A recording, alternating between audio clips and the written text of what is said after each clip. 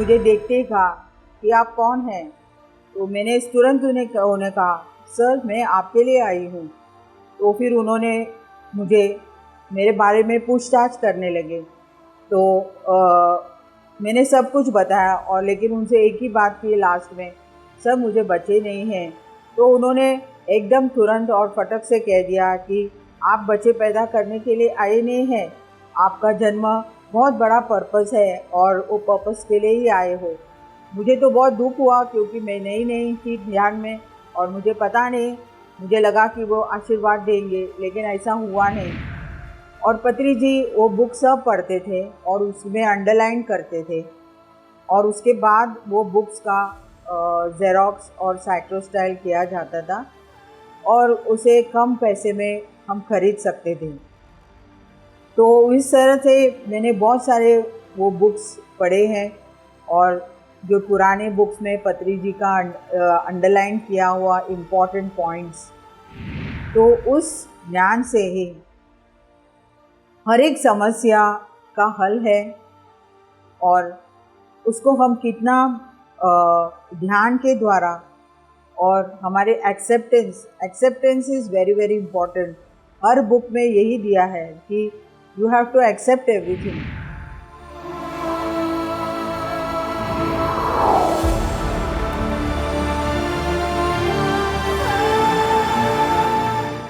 नमस्कार दोस्तों, पीएमसी हिंदी आत्मा की यात्रा कार्यक्रम में आप सभी का स्वागत है।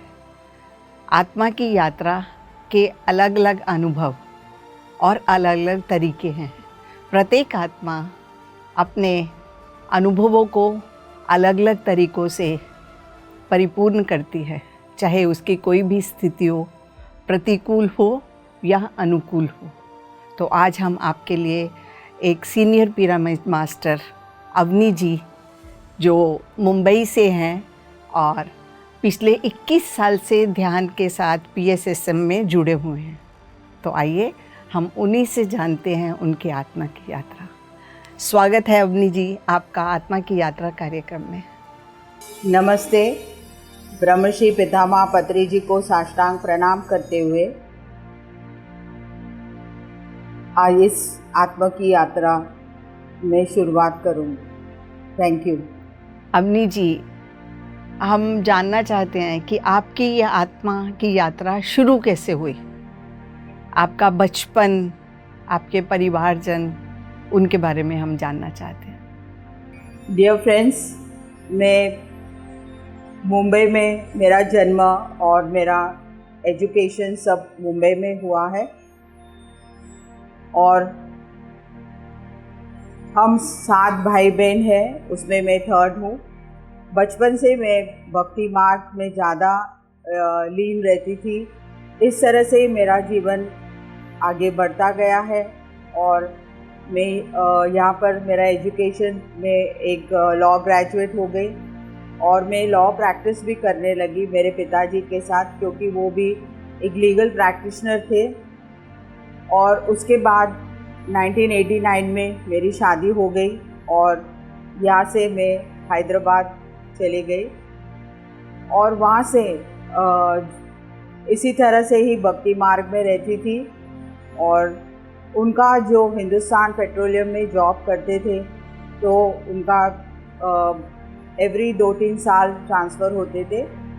तो पहली बार हम उड़ीसा में रहे, उसके बाद मद्रास में रहे, फिर तंजावुर में रहे, उसके बाद हम बिहार में रहे, और उसके बाद हम हैदराबाद आ गए। तो इसके बीच ये सब जो यात्राएं हुई हैं, और तभी मैं भक्ति मार्ग में थी और बहुत सारे मंदिरों में जाती थी, और इस तरह से जीवन आगे बढ़ता गया है। लेकिन मेरे जीवन में मुझे सब कुछ था, और लेकिन मुझे बच्चे नहीं हुए, और इसके वजह से मुझे बहुत सारे इनफर्टिलिटी ट्रीटमेंट्स लेने पड़े, और इस तरह से मेरा शरीर बहुत नष्ट हो गया उस एलोपैथी दवाइयों के साथ, और मुझे बहुत सारे आर्थराइटिस प्रॉब्लम जैसे जोड़ों का दर्द शुरुआत हो गई। और मैं सोचती थी कि मैं इतना पूजा करती हूँ, इतने रिचुअल्स करती हूँ, लेकिन मुझे क्यों ये सब हो रहा है। बाकी सब कुछ ठीक है, लेकिन यहाँ पर क्यों मुझे तकलीफ हो रही है। तो उससे बाहर निकलने के लिए मैं होलिस्टिक वे ऑफ लिविंग या कुछ अलग प्रकार का से मैं अपने बीमारियों को ठीक कर सकती हूँ, इस तरह की मैं खोज में थी। और 96 में जब मैं हैदराबाद आ गई, धीरे धीरे बीमारी ज़्यादा बढ़ती गई और उसके बीच में मैंने सिद्ध समाधि योगा भी किया था 1-3 महीने, लेकिन मुझे कोई फ़ायदा नहीं हुआ। और फिर ये सब चलते चलते 2001 में 8 फरवरी, उसी दिन मेरा जीवन का टर्निंग पॉइंट, मेरी फ्रेंड अलका ने मुझे कहा है कि यहाँ पर ब्रह्मर्षि पितामह पत्री जी का ध्यान शिविर है शाम को, और उस दिन पौर्णिमा थी और उस दिन मैं उस सेशन में चली गई और बस उसके बाद मैंने कभी पीछे मुड़ के नहीं देखा। उस ध्यान 1 आवर मेडिटेशन में मुझे बहुत सारा हीलिंग हुआ और दर्द भी ज़्यादा हुआ मुझे, लेकिन मुझे उस ध्यान के 1 आवर के बाद मुझे बहुत सारा रिलैक्स फील हो गई और ऐसा लगा कि यही जो मैं ये ध्यान के लिए, ध्यान क्या है मुझे पता नहीं, लेकिन ये रिलैक्सेशन और ये यहाँ से मैं ठीक होंगी, इस तरह का मुझे पूरी तरह से ज्ञान हो गया है। और मैं इस ध्यान करते करते 45 डेज़ में मैंने अपने आप को ठीक किया है। ब्रह्मर्षि पितामह पत्री जी ने वेजिटेरियनिज़म के बारे में बताए थे, तब तक मुझे पता नहीं कि नॉन वेजिटेरियन पाप आहार है। जैसे उन्होंने कहा है, मैंने तभी ही निश्चय कर लिया कि आज से और इस क्षण से नो नॉन वेजिटेरियन, और मैं पूरी तरह शाकाहार हो गई। और घर जाने के बाद भी मैंने सभी को बता दिया कि आज से मैं शाकाहारी होने वाली हूँ और मैं बनाऊंगी भी नहीं। लेकिन मेरे भाग्य ऐसे थे कि किसी ने मुझे कोई टोका नहीं, कुछ नहीं, और सब ने मेरा डिसीजन एक्सेप्ट किए और मैं इस तरह से 45 डेज़ में अपने आप को पूरी तरह से ठीक कर ली। तो अवनी जी, मैं और इसमें और गहराई से जानना चाहती हूँ कि आपकी जो शारीरिक आपकी बीमारियाँ थी, आप और रास्ते पे चलने के लिए उसके कारण तैयार हुए और आपको ये पत्री जी का साथ मिला, ध्यान मिला, और इससे आपने अपने जीवन को एक नए मोड़ में लेकर आ गए। तो ध्यान की मैं जानना चाहती हूँ कि ध्यान से हम अपनी बीमारियाँ ठीक कर सकते हैं। जैसे कि आपने बोला कि मेरी बीमारियाँ ठीक हो गई, तो और दर्शकों की जानकारी के लिए मैं और गहराई से इसको समझना चाहती हूँ कि ध्यान से हम अपनी बीमारियाँ ठीक कर सकते हैं। मुझे ये पता चल गया कि ये सब बीमारियाँ हमारे इमोशंस और ये फीलिंग्स जो हमारे सफरिंग्स हैं, और ये सब हमें क्यों हो रहा है, ये क्या रीज़न है। और वो रीज़न्स मैं खोजने लगी, और जैसे जैसे मैं ध्यान करने लगी तो मैं वो सब इमोशन से बाहर आने लगी, ऑटोमेटिकली होने लगा। और पत्री जी अपने उम्र के हिसाब से उतना मिनट्स ध्यान करने के लिए कहा है, लेकिन मैं ज़्यादा से ज़्यादा ध्यान करने लगी और 1 आवर्स 2 आवर्स ऐसे बैठते समय मुझे ऐसा लग रहा था कि कुछ तो एनर्जी फ्लो हो रहा है। और धीरे धीरे मुझे पता चला कि ये कॉस्मिक एनर्जी है, ये विश्व शक्ति है। हम सिर्फ ध्यान में बैठना है, इस एनर्जी हमारे पूरे सेल्स में जाके और हमारी पूरे 72,000 नाड़ी मंडल की शुद्धि हो रही है। मुझे धीरे धीरे ये पता चलने लगा, क्योंकि साथ ही मैं बहुत सारे सीनियर मास्टर्स के लेक्चर्स अटेंड करती थी, और पत्री जी के जो कॉन्सेप्ट्स थे वो बहुत हमें एक वीडियोस या कोई उस टाइम छोटे छोटे वीडियोस दिखाए देते थे हमें, या कैसेट्स आते थे पत्री सर के, उनके ऑडियोज़ वो सुनते सुनते मैं अपने आप को अपने आप से और उस ध्यान के द्वारा ही और ये सब फीलिंग्स से मैं बाहर होने लगी कि और मुझे पता चला कि मेरा पर्पस अलग है। लेकिन वो पर्पस कैसे मुझे पता चला, एक बार हम ट्रैकिंग्स जा रहे थे, मैं ध्यान में आके सिर्फ मुझे एक 1.5 मंथ हुआ और उस समय हम लोग अरकू वैली ट्रैकिंग जा रहे थे। मुझे ट्रैकिंग्स बहुत पसंद थी बचपन से, लेकिन मुझे मौका नहीं मिला और उस बार पत्री जी के साथ मैं अरकू वैली ट्रैकिंग गए और हम विशाखापट्टनम में उतरे और हम किसी के घर में गए थे, वहाँ पर पत्री जी थे। तो पहली बार उस ग्रेट मास्टर के साथ मुखामुखी हो गई और वो मुझे देखते ही कहा कि आप कौन हैं। तो मैंने तुरंत उन्हें कहा, सर मैं आपके लिए आई हूँ। तो फिर उन्होंने मुझे मेरे बारे में पूछताछ करने लगे। तो मैंने सब कुछ बताया और लेकिन उनसे एक ही बात की लास्ट में, सर मुझे बच्चे नहीं हैं। तो उन्होंने एकदम तुरंत और फटक से कह दिया कि आप बच्चे पैदा करने के लिए आए नहीं हैं, आपका जन्म बहुत बड़ा पर्पस है और वो पर्पस के लिए ही आए हो। मुझे तो बहुत दुख हुआ क्योंकि मैं नई थी ध्यान में और मुझे पता नहीं, मुझे लगा कि वो आशीर्वाद देंगे, लेकिन ऐसा हुआ नहीं। लेकिन वहाँ पर जब भी हम ट्रैकिंग्स में गए तो पत्री जी मुझे बार बार कहते थे, आपका चाबी आपके पास है और आपको ही खोलना है उसे। तो इस तरह से मुझे पहले पता नहीं था, लेकिन धीरे धीरे ध्यान ही और इसका मेन उद्देश्य है और इससे सब कुछ, उस चाबी वही ब्रेथ है और धीरे धीरे सब कुछ खुलता गया। और इस तरह से मैं अपने आप को पूरी तरह से ठीक कर ली, क्योंकि मैं उस दुख दर्द से बाहर आ गई हूँ और धीरे धीरे मैं अपने आप को ठीक कर ली। अवनी मैम, आपका जैसा कि पति जी ने बोला कि आपकी चाबी आपके हाथ में है, तो ऐसे हर जो भी प्राणी इस धरती पर आता है उन सब की चाबियाँ उन्हीं के अपने के पास है। तो पति सर इसीलिए अपने श्वासों के साथ रहने को कहते हैं। तो आपने अपनी चाबी का ताला खोल लिया और खोलने के बाद आपको जो आपके मन में एक था कि मुझे बच्चा होना चाहिए, तो आप उससे भी बाहर उभर कर आ गए और आपको अपने जीवन का पर्पस समझ आ गया कि लाइफ का क्या पर्पस है। तो आप इसके आगे आपने फिर क्या डिसीजन लिया कि आप अपने जीवन में अब क्या करेंगे? तब तो मैं हैदराबाद में मेरा लीगल प्रैक्टिस कर रही थी और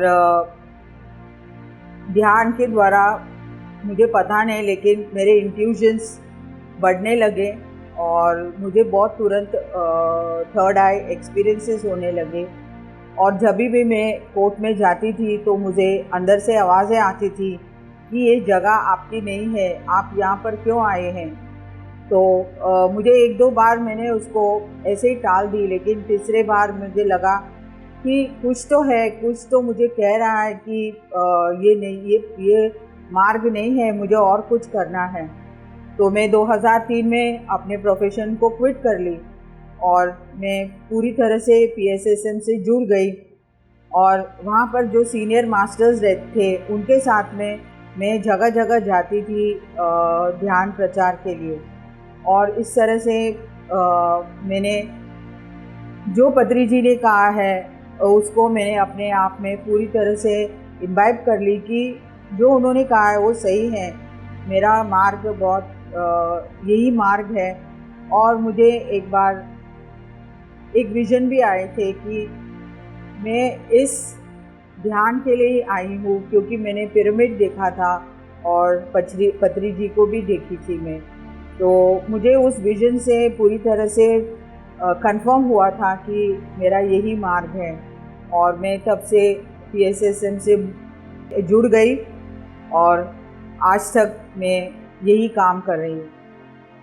तो आपने मैम जैसा कि यात्रा में ये चीज़ आपने समझ ली कि ये रास्ता या ये जिस काम में आप लॉ में आप काम कर रही हैं वो आपके लिए सही मार्ग नहीं है। आपने अपनी इंट्यूशंस को समझना और अंदर की आवाज़ को सुनना शुरू कर दिया। तो आपने बोला कि आप बहुत एस्ट्रल ट्रैवल्स भी किए, आपकी पास्ट लाइफ्स भी देखी, तो आप हमें उसके बारे में जानकारी देंगे? मुझे बहुत तुरंत थर्ड आई एक्सपीरियंसेस और एस्ट्रल ट्रैवल होने लगे शुरुआत।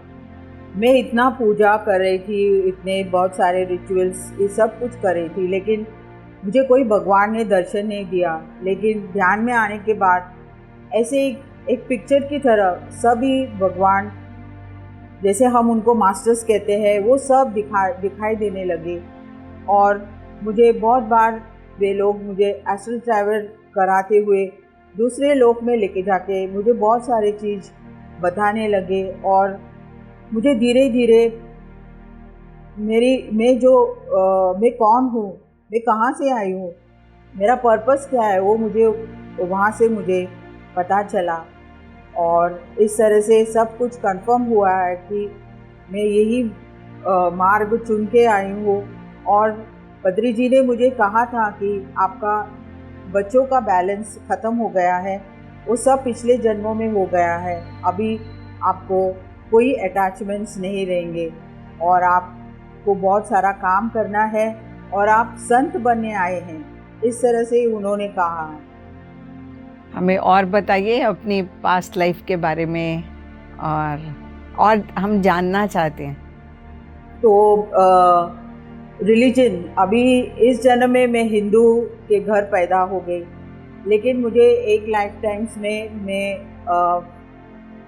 स्पेन में भी, वहाँ पर भी मेरा जन्म हुआ था और मैं एक बहुत बड़े चर्च में, वहाँ के एक प्रीस्ट थी, वहाँ पर मेरा मेल जन्म था और मैं बाइबल का प्रवचन करती रही हूँ।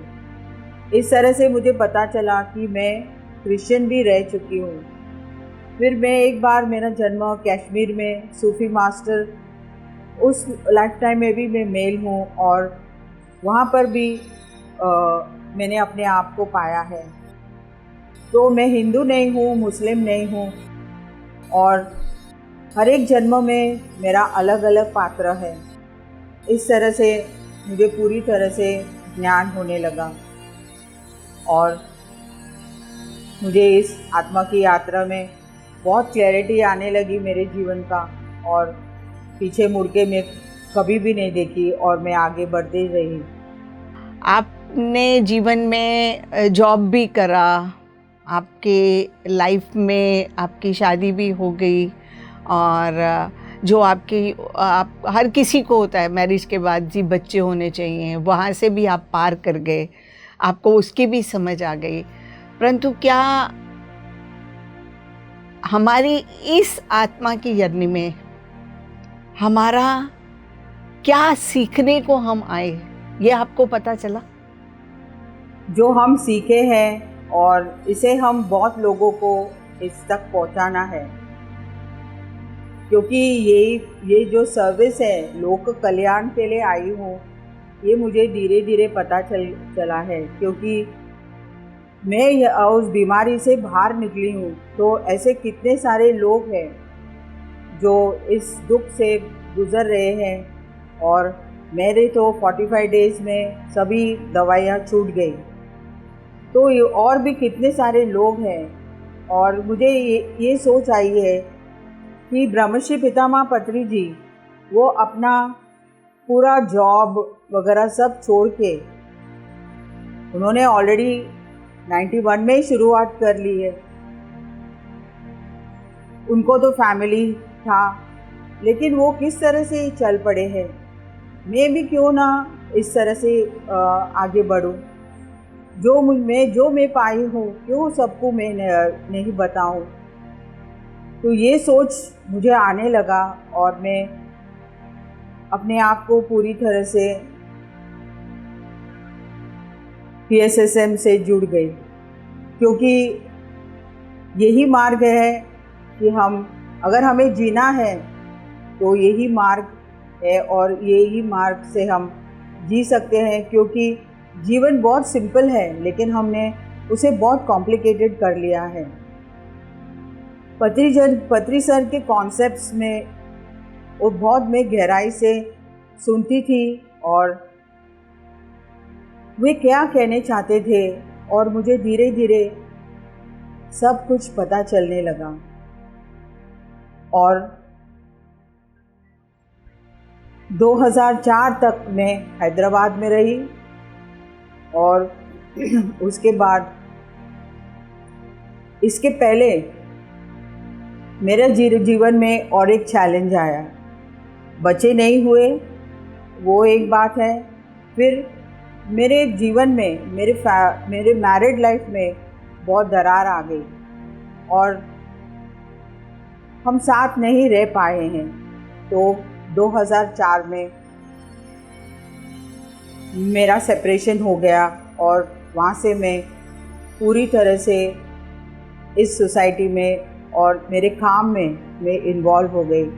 और 2004 में जब मेरा सेपरेशन हो गया, तभी पत्री जी मुझे, आपका काम यहाँ पर हो गया है, आपको आगे बढ़ना है। और 2005 में मैं मुंबई आ गई। उन्होंने कहा है कि वहाँ पर बहुत लोग आपके लिए वेट कर रहे हैं और आपको वहाँ जाना है। और मैं 2005 में मुंबई आ गई। तो अवनी जी, आपने 2005 के बाद अपना एक और नया जीवन शुरू किया।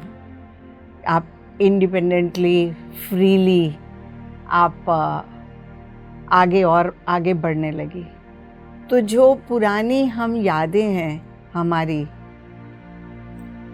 हमारी जो मोह है या ममता है जो रिलेशंस के साथ बना हुआ है, उसको हम कैसे तोड़ पाते हैं? उसे तोड़ना ज़रूरत नहीं है। अगर हम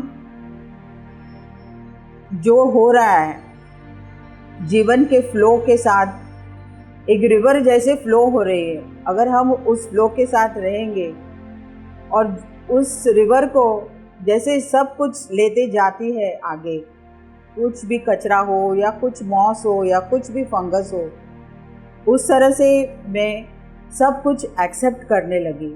और जब भी मेरे में वो एक्सेप्टेंस आ गया, मैं पूरी तरह से एक्सेप्टेंस में आ गई। और जो दुख था कि एक जीवन टूट गया है, लेकिन वो टूटा नहीं है, वो मेमोरीज तो हमेशा हमारे साथ रहेंगे, उसे हमें हील करना है। और मैं सभी को फॉरगिव की, जो कुछ भी हुआ है। और मेरे में बहुत सारा अनकंडीशनल लव आने लगा, वो सब ऑटोमेटिकली होने लगा। मुझे भी आश्चर्य होने लगे कि मैं किस तरह से इस तरह से ट्रांसफॉर्म हो गई। लेकिन मुझे पता चला है कि ध्यान और इस गुरु के सांगत्य में सब कुछ हो सकता है। और इस एक्सेप्टेंस से मुझे अब उसके बाद किसी के ऊपर कोई घृणा नहीं है। और अभी भी कोई भी मेरे सामने आए तो भी I will not feel anything. I have come to that stage, और मैं वो सब पार करते हुए आगे आ गई। और बहुत लोगों को फील भी होता है जब भी मुझे देखने के लिए कि मैं बहुत शांत हो गई हूँ। और yes, I have become very peaceful. तो अवनी जी, आपकी इस यात्रा के इस संदर्भ में हमें समझ आया कि हमें जीवन को जिस भी हालात में वो है, उसको एक्सेप्ट करते चले जाओ, स्वीकार करते चले जाओ और बहाव के साथ बहते चले जाओ। हमने आपके साथ, मैंने भी पर्सनली कुछ समय बिताया है। हम ऋषिकेश में इकट्ठे रहे। आपसे, आपके व्यवहार से, आपके पास रहने से हमने बहुत कुछ सीखा, समझा। तो आप हमें अपने जीवन के उस पड़ाव के बारे में बताइए, जैसे कि आप लोगों के साथ कितनी कूलली रहते हैं और उनको आगे का मार्ग बताते हैं। तो अपने जीवन में हमें और से ऐसे संदर्भ बताइए।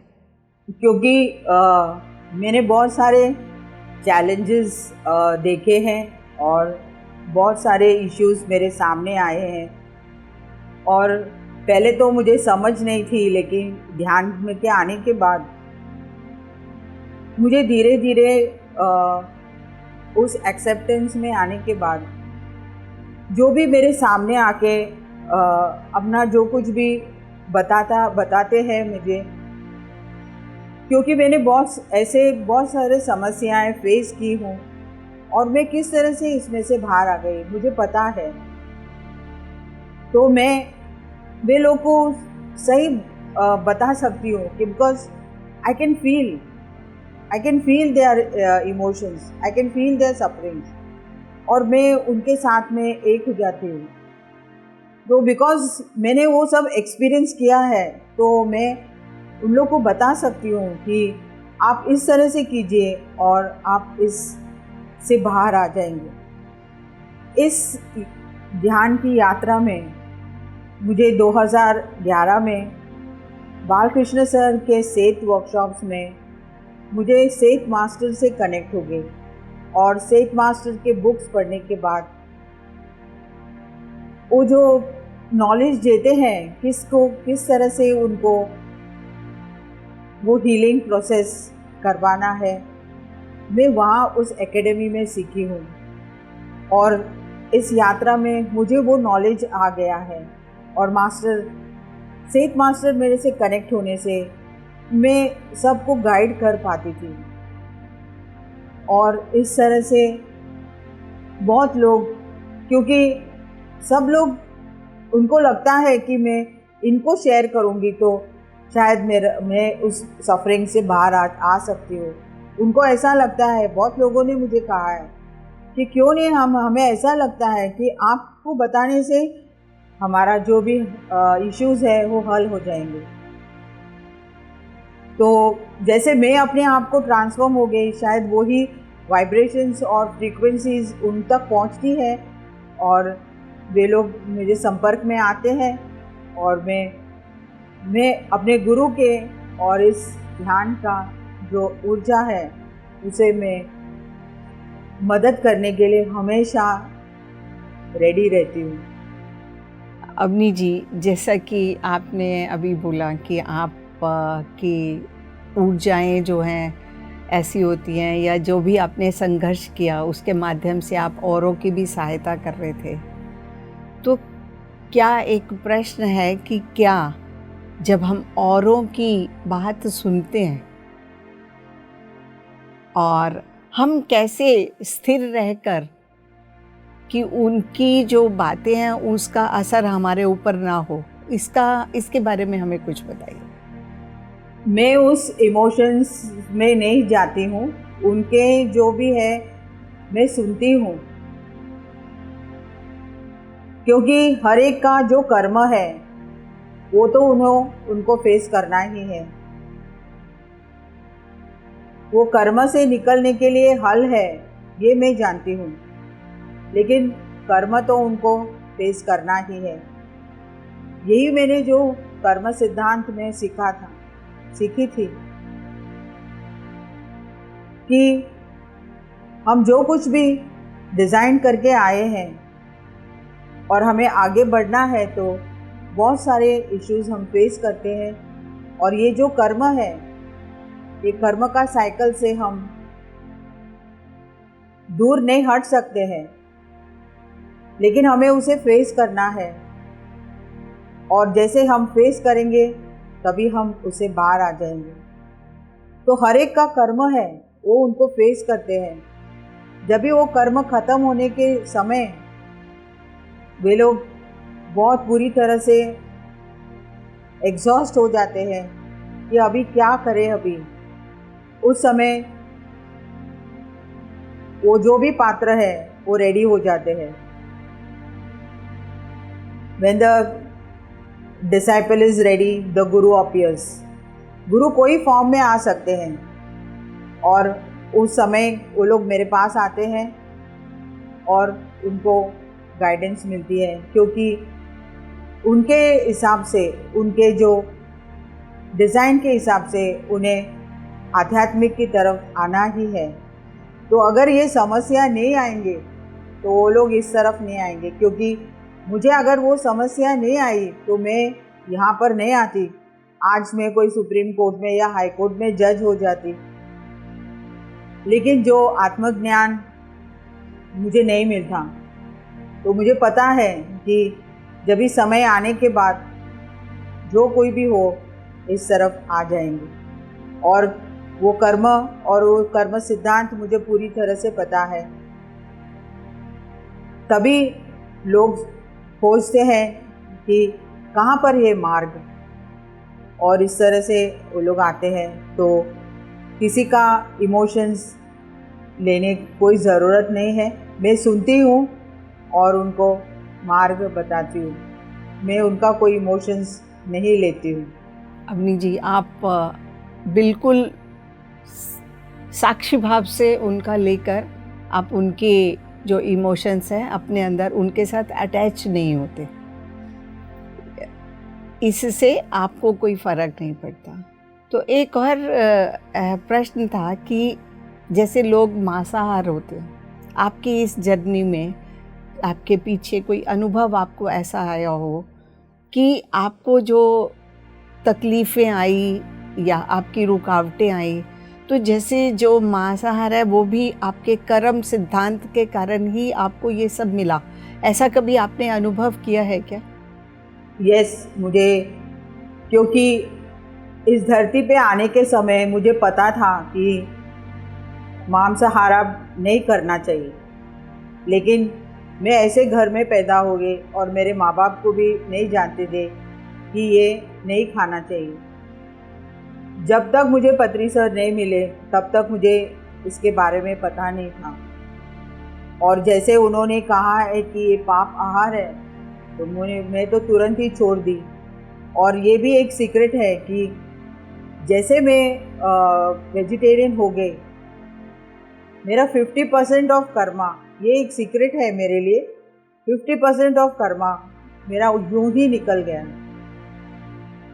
क्योंकि मुझे पूरी तरह से कंपैशन हो गई, करुणा आ गई कि मैं क्या कर रही थी इतने बरसों तक। मुझे क्यों किसी ने बताया नहीं कि ये नहीं खाना चाहिए।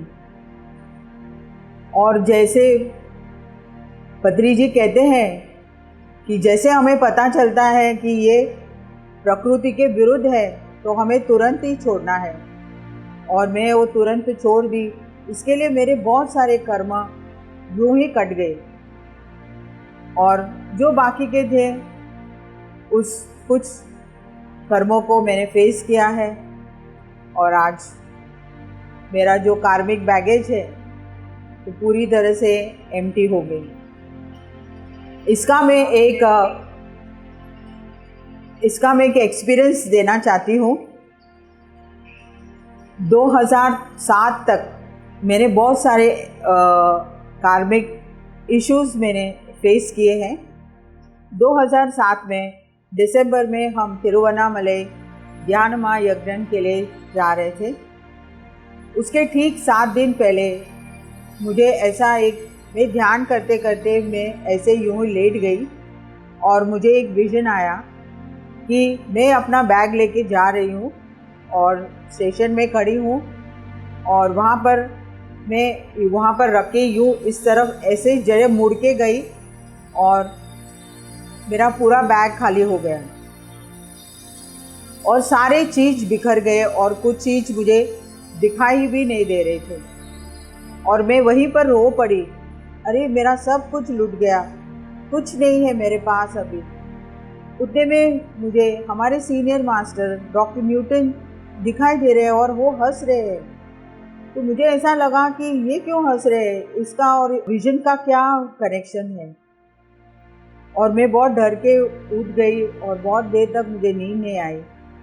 लेकिन जब मैं ध्यान यज्ञ में गई और जैसे मैं वेन्यू के अंदर जा रही थी, सेम वहीं पर डॉक्टर न्यूटन मेरे सामने आ गए। तो मैं दौड़ के उनके पास गई और बोली, सर मुझे इस तरह से एक्सपीरियंस आया है, और आप मुझे दिखाई दिए।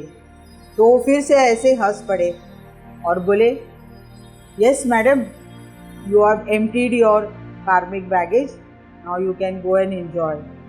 तो और उस समय जो भी कर्मस है वो मिट गए, और इसके बाद आगे और कर्म नहीं करना है, मैंने उसी समय ठान ली। और मैं बहुत कॉन्शियसली रहती हूँ कि मेरे द्वारा इस ज्ञान में भी कोई ईगो नहीं आना चाहिए। आपने अपने जो बैग था, कर्मास का बैग आपका खाली हो गया पूरी तरह से, वो एक इंडिकेशन आपके पास आ गई। तो जैसे कि आपने बताया कि पति जी के बोलते ही आपने मांसाहार छोड़ दिया, तो कहीं ना कहीं हमारे जो कर्म जो हम ऑलरेडी प्लान करके आते हैं और हमने लेसन्स जो लेने होते हैं, अगर हम उसके लिए तैयार होते हैं, किसी ना किसी माध्यम से हमारे पास वो इन्फॉर्मेशन आती है। आपके साथ जो पति जी के माध्यम से इन्फॉर्मेशन आई कि आप मांसाहार छोड़ दें, और क्योंकि आप ऑलरेडी प्लान किया हुआ था आपने कि आप नहीं लेंगे, तो जहाँ पे जो बीच वाला पीरियड आपने खाया, बट आप अवेयर थे तो इसलिए आपने एकदम उसको छोड़ दिया, जानकारी के साथ ही आपको छोड़ दिया। तो जब हम तैयार होते हैं और हमें कोई बताने वाला होता है तो हम उसको बहुत अच्छे तरीके से समझ पाते हैं। तो आप अपने जीवन की इस यात्रा में और भी हमें कुछ ऐसे अनुभव बताइए जिससे कि हमारे जो दर्शक हैं वो समझ सकें कि जीवन में कोई भी समस्या है, किसी प्रकार की भी है, हम उसको कैसे आसानी से पार कर सकते हैं। मुझे तो एक ही और पत्री जी बहुत सारे बुक्स स्वाध्याय करने के लिए कहते थे, बहुत सारे बुक्स, और ऐसे लग रहा था कि हर समय जैसे पत्री सर ही मुझे वो बुक्स दे रहे हैं समय समय के। और उन दिनों यहाँ पर उनके जो दामाद है श्रीनिवास रेड्डी सर, उनको मैं कभी भी थैंक्स कहती हूँ, और क्योंकि वे सब ये कॉस्टली बुक्स बाहर से मंगाते थे और पत्री जी वो बुक सब पढ़ते थे और उसमें अंडरलाइन करते थे, और उसके बाद वो बुक्स का ज़ेरॉक्स और साइक्लोस्टाइल किया जाता था और उसे कम पैसे में हम खरीद सकते थे। तो इस तरह से मैंने बहुत सारे वो बुक्स पढ़े हैं, और जो पुराने बुक्स में पत्री जी का अंडरलाइन किया हुआ इम्पोर्टेंट पॉइंट्स, तो उस ज्ञान से ही हर एक समस्या का हल है, और उसको हम कितना ध्यान के द्वारा और हमारे acceptance is very very important. हर बुक में यही दिया है कि you have to accept everything, और उस एक्सेप्टेंस से और उस नॉलेज से हम अपने हर समस्या से दूर हो सकते हैं। और इसी तरह से हम जो भी मास्टर्स हैं उनसे हम हेल्प ले सकते हैं, और हमारे समस्याओं से यही समस्या है, हम इसमें से दूर नहीं हो सकते हैं तो वहीं पर रह जाएंगे। अगर हमें निकलना है तो हमें मार्ग मिलेगा, यही मैंने सीखा है, और यही मार्ग है जो अल्टीमेट आनापानासती ध्यान में बैठिए और अपने जो भी समस्या है उसको लेके बैठिए और ऐसे सोचिए कि आपको इसमें से निकलना है, और आपका धीरे धीरे उस समस्या का हल आ जाएगा, क्योंकि आपकी आत्मा आपको ज़रूर उस नॉलेज देगी और उससे आप बाहर आ सकते हैं। तो यही प्रैक्टिस मैंने किया है, क्योंकि पत्री सर का कहने से और बुक्स में जो भी मुझे नॉलेज मिला है वो प्रैक्टिस करते करते मैं सभी समस्याओं से बाहर आ गई हूँ। और सभी को भी मैं कहती हूँ कि इस तरह के बुक्स पढ़िए, आप मेरे को बहुत सारे नॉलेज आने लगेगा। अवनी जी, आपने अपने इस मार्ग पर चलते चलते बहुत लोगों की बहुत सी क्लासेस ली हैं और आज भी ले रही हैं। आप स्वाध्याय के ऊपर भी क्लासेस लेती हैं, लोगों को प्रैक्टिकल भी आप बताती हैं। तो अपने इस अनुभव के बारे में हमारे दर्शकों को बताइए।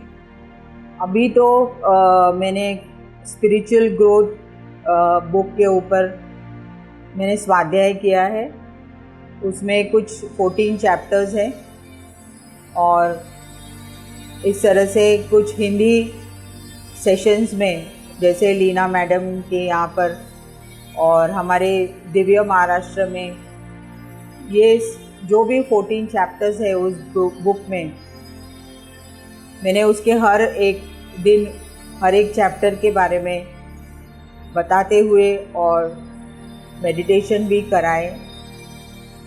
फ़िलहाल मैंने बहुत सारे सेशंस कोलकाता में, दिव्य महाराष्ट्र में मराठी में और यूएस के मधु सोनी के सेशंस में ये पुस्तक का जो through the chakras a tale of adventure in the 7 golden pyramids, ये एक क्रिया योगी ऑथर है नया स्वामी सावित्री सिम्पसन, और इसका बुक मैंने फ़िलहाल कर रही हूँ।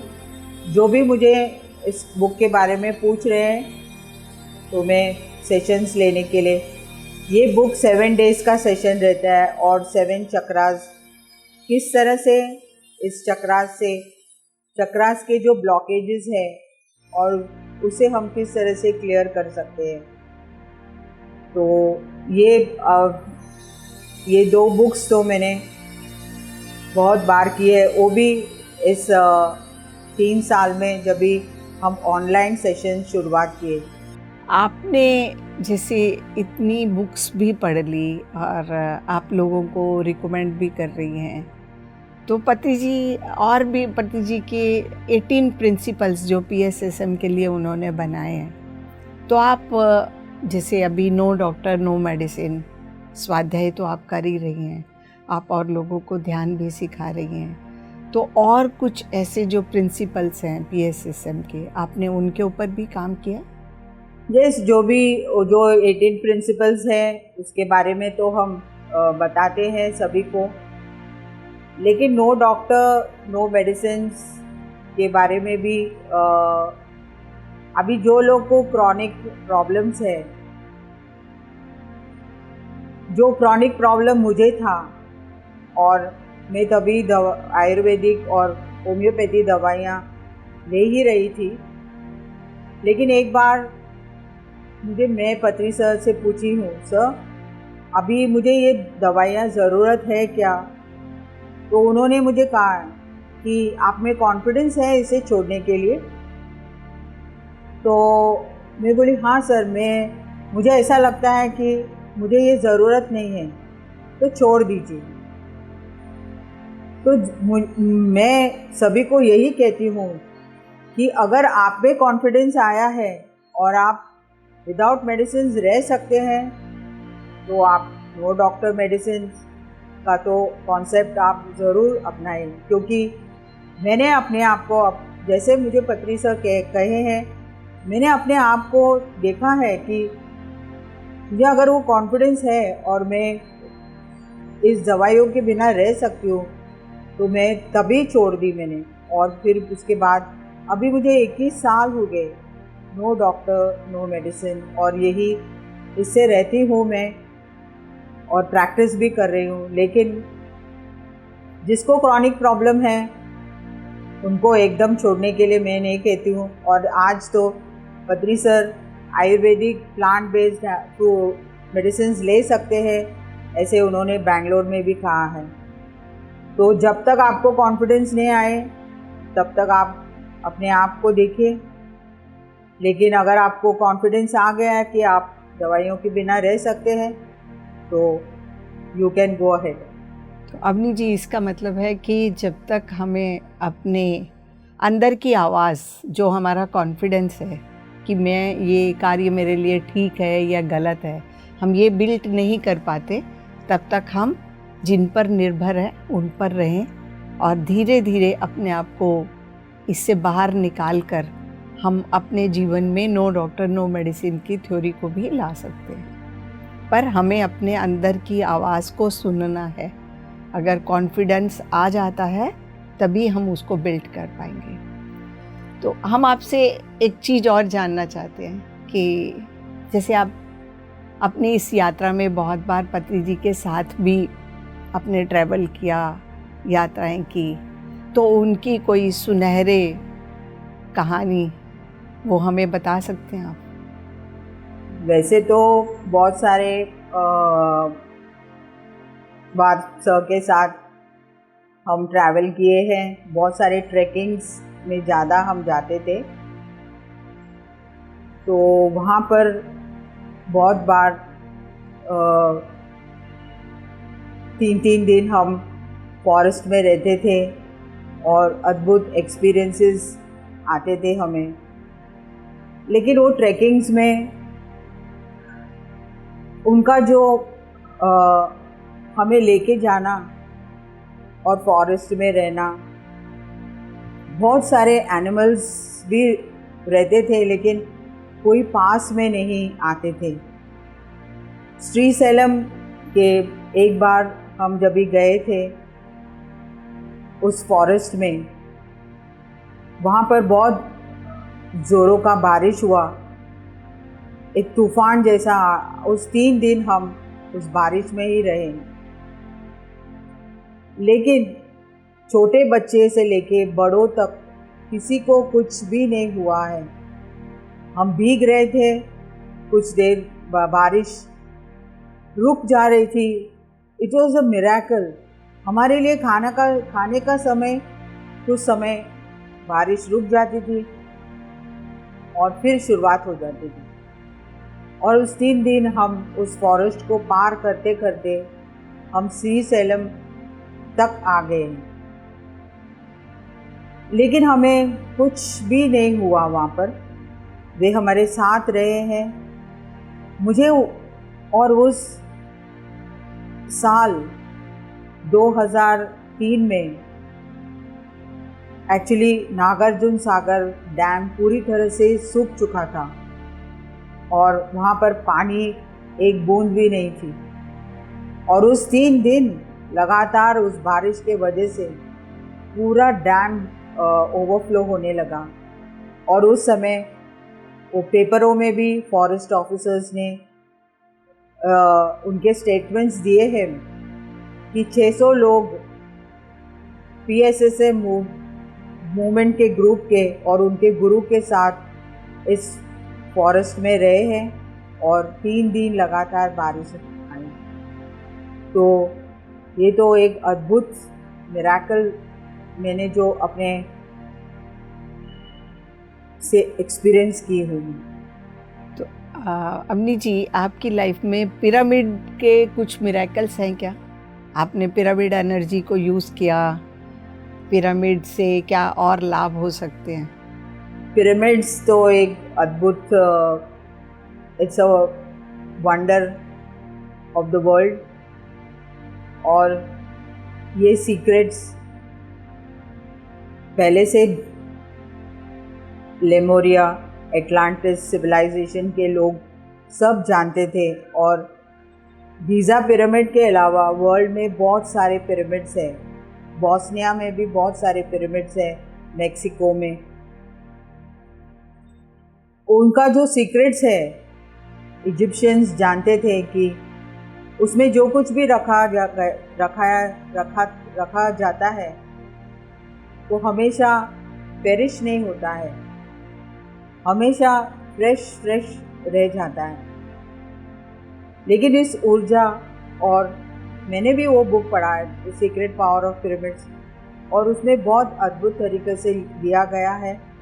और सचमुच पत्री जी ने उसका रिसर्च करके इतना बड़ा एक गिफ्ट हमें दिया है इस धरती के लिए कि उसका एनर्जी कहाँ कहाँ तक पहुँचती है। मैंने बहुत सारे पिरामिड्स शंकुस्थापना के समय भी थी, बैंगलोर में और करताल में भी। हर एक पिरामिड का हर एक एनर्जी है, एक ग्रिड है, और हम उस ग्रिड से कनेक्ट हो जाते हैं और हमारे आध्यात्मिक लेवल्स में और उन्नति स्थिति में हम जाते हैं। मैं लकी हूँ कि 2012 में मैं गीज़ा पिरामिड गई पत्री सर के साथ में, और वहाँ पर उस पिरामिड में एक्चुअली अंदर जाने के बाद एक पड़ाव आती है कि हमें ऊपर चढ़ना है। लेकिन मुझे थोड़ा सा तकलीफ़ हुई थी उस ऊपर किंग्स चेंबर में जाने के लिए, लेकिन बाद में ऐसा लगा कि मैं इसको पहले भी आ चुकी हूँ। और वहाँ पर उस किंग्स चेंबर में ध्यान करने के बाद बहुत एक अलग एक्सपीरियंस हुआ, जैसे कि मुझे ऐसा लगा कि मैं यहाँ पर पहले भी रह चुकी हूँ। तो पिरामिड से, स्पेशली पिरामिड सोसाइटी के हर एक मास्टर्स को पिरामिड से पहले से ही कनेक्शन है, और इस अद्भुत शक्ति में, इसमें जो कुछ भी रखा जाता है वे हमेशा उसको एक जीवन आ जाती है। और एक पिरामिड रहने से पूरे उस क्षेत्र में कितना एनर्जी का प्रवाह होती है। हमारे आंध्र प्रदेश में और तेलंगाना में 25,000 से ज़्यादा पिरामिड्स है। घर घर में पिरामिड्स है, अपने रूफटॉप पिरामिड्स है, बहुत सारे मास्टर्स ने बनाए। इसके लिए वो पूरा जगह ऊर्जित हो गया है, और यही चाहती हूँ कि हमारे नॉर्थ इंडिया में और सब जगह पिरामिड्स आए, क्योंकि वो लाइफ फोर्स एनर्जी है, और उस एनर्जी से पूरी धरती पूरी तरह से it will come into the light. Avani ji, जैसा कि मेरा अपना पर्सनल अनुभव है कि आपके साथ जब हम ध्यान करते हैं तो बहुत गहरे ध्यान में चले जाते हैं, आपकी ऊर्जाएं बहुत अधिक हैं। ये मेरा पर्सनल अनुभव है। तो दोस्तों, आपको जब भी कभी मौका मिले तो अवनी जी के साथ अगर ऑनलाइन मिले तो आप ध्यान ज़रूर करिए, या फिज़िकल में उसमें मिलिए तो अवश्य ध्यान करिए। तो अवनी जी, आपसे हम अपने दर्शकों के लिए और आखिरी संदेश आप हमारे दर्शकों को क्या देना चाहेंगे, आप दीजिए। मैं यही कहना चाहती हूँ कि जल्द से जल्द इस ध्यान से कनेक्ट हो जाए, और पहले तो शाकाहार होना बहुत ज़रूरी है, क्योंकि हम उस प्राणियों को दुख नहीं दे सकते हैं, और हमारा कोई राइट नहीं है उनको खाने के लिए, उनको मारने के लिए। उनको हम प्यार करें और उनको हमारे साथ ले लें। ये दो चीज़ अभी बहुत आवश्यकता है इस धरती को पूरी तरह से ट्रांसफॉर्म करने के लिए। मैं यही कहना चाहती हूँ कि जल्द से जल्द शाकाहार हो जाइए और ध्यान कीजिए, और अपने बारे में जान लीजिए। और ये बहुत ब्यूटीफुल लाइफ है, बहुत सिंपल और ब्यूटीफुल लाइफ है, और इस सिंप्लिसिटी से हम जिए। हमें कुछ लेके जाना नहीं है, सब कुछ एक्सपीरियंस करने आए हैं। यहाँ पर हमारा कुछ भी नहीं है, और उस जाने से पहले वो डिटैचमेंट में रहिए, और जो भी एक्सेस है वो देते रहिए। देते समय कितना सुकून मिलता है, ये मैंने एक्सपीरियंस किया है। आप जितना दे सकते हैं दीजिए। आपका समय, आपके पास धन दौलत और जो भी ज्ञान है आप देते रहिए। मैंने यही सीखा है मेरे गुरु से, और मैं यही करती रही हूँ। तो मैं चाहती हूँ कि सब लोग ध्यानी हो, शाकाहार हो, और इस धरती को दोबारा एक पैराडाइज की तरह, स्वर्ग की तरह लाएं। आपका बहुत बहुत शुक्रिया, बहुत बहुत धन्यवाद। आपसे हमें बहुत जानकारी मिली। Thank you very much. Thank you PMC, thank you Aruna madam, thank you very much, thank you. दर्शकों, आज हमने अवनी जी की आत्मा की यात्रा से सीखा कि हमें शाकाहार होना चाहिए, हमें अपने जीवन के फ्लो के साथ चलना चाहिए, हमें हमारे अंदर एक्सेप्टेंस आनी चाहिए, और जितनी जल्दी हो सके हम ध्यानी बने और अपने हर क्षण हर पल को इस धरती के ऊपर उत्सव के रूप में मनाएं, खुशियों के रूप में बनाएं, और एक बार इस धरती को पुनः स्वर्ग बना दें, पुनः खुशहाली दोबारा से इसमें एक एक व्यक्ति, जीव जंतु, प्राणी, पेड़ पौधे सब प्रसन्नचित हो। तो दर्शकों, हम आपसे पुनः मिलते हैं एक और नई आत्मा की यात्रा के साथ। बने रहिए हमारे साथ। धन्यवाद आप सबका। नमस्कार आपको।